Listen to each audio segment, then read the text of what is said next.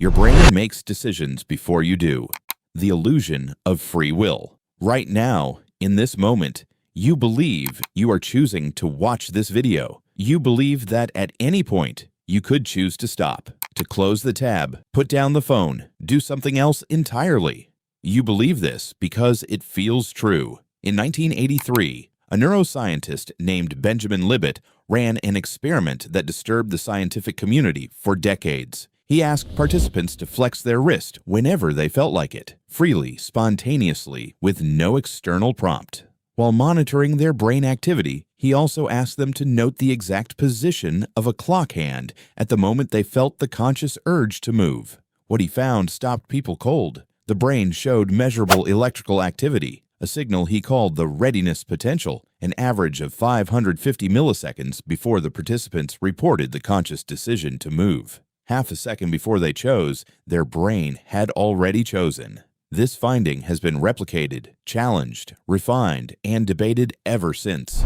The debate is not whether the readiness potential exists. It does. The debate is what it means. And what it might mean is this. The experience of consciously deciding may not be the cause of your actions. It may be the story your brain tells you afterward. To understand why this matters, you need to understand something about how decisions actually happen in the brain. Your prefrontal cortex, the region most associated with deliberate, rational decision-making, is not operating in isolation. It is receiving input constantly from the limbic system, the basal ganglia, the insula, the anterior cingulate cortex, regions processing emotion, habit, memory, threat, reward, and bodily state. By the time a decision reaches your conscious awareness, by the time you experience the feeling of choosing, a vast amount of processing has already occurred beneath the threshold of consciousness. What you experience as making a choice may be the final output of a process you had no conscious access to. Neuroscientist David Eagleman describes it this way. The conscious mind is like a newspaper reporter who shows up after the event has already happened, interviews a few witnesses, and writes a story that feels coherent and causal. The story is not false, but it is not the whole truth either.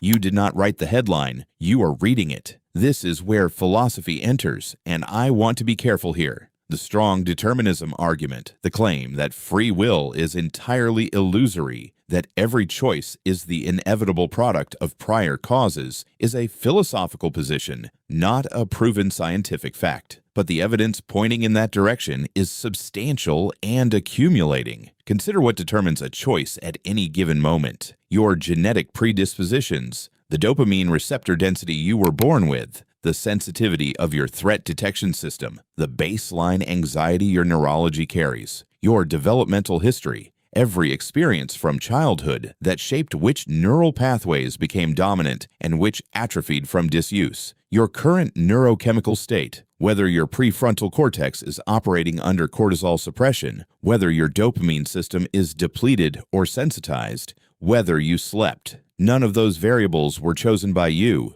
You did not choose your genes. You did not choose the family that shaped your earliest neural architecture. You did not choose the culture that told you what to want, what to fear, what to value, and yet every choice you make emerges from those unchosen foundations.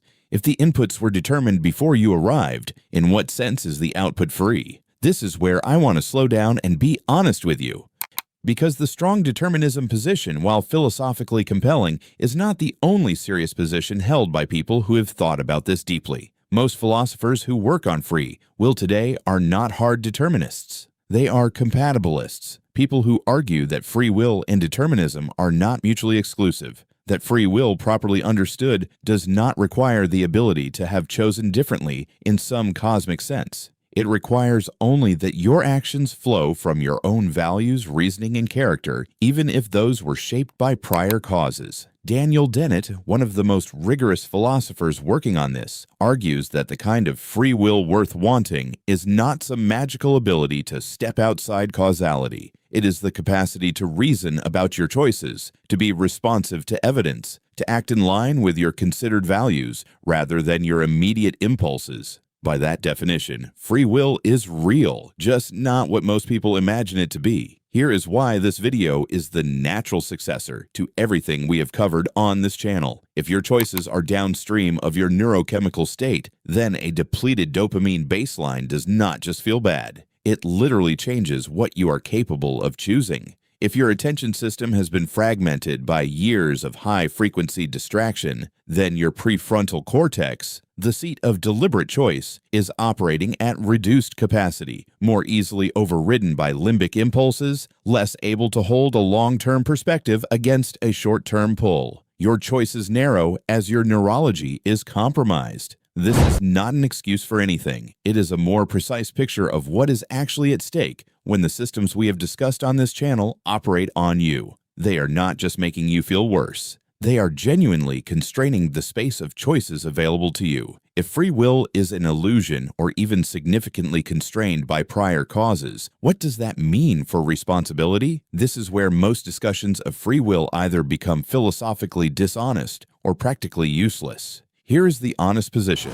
Moral and legal responsibility may not require libertarian free will, the magical ability to have done otherwise. They may require only that actions flow from the person's own reasoning and character, and that holding people responsible shapes future behavior in useful ways. Even a fully determined system can be influenced by consequences, by information, by environmental change. What understanding the neuroscience of choice should change is not whether we hold people responsible, but how we understand the conditions under which genuine choice becomes possible, and what systems make those conditions more or less available. The most disturbing reading of the Libet Experiment is this: you are not the author of your choices. You are the narrator, arriving after the fact, making sense of what the brain already decided. But here is what that reading misses. The narrator is not nothing. The story you tell about your choices, the values you bring to understanding them, the attention you pay to their consequences, the intention you cultivate,